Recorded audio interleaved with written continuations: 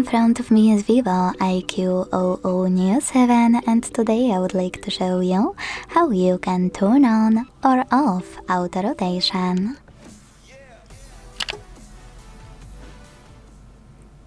Begin by going into Tab menu and looking for a portrait shortcut. When you find it, click on it.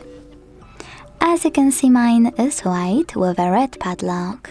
That means that auto rotation is now disabled. To enable it, click on the same shortcut until it's grey.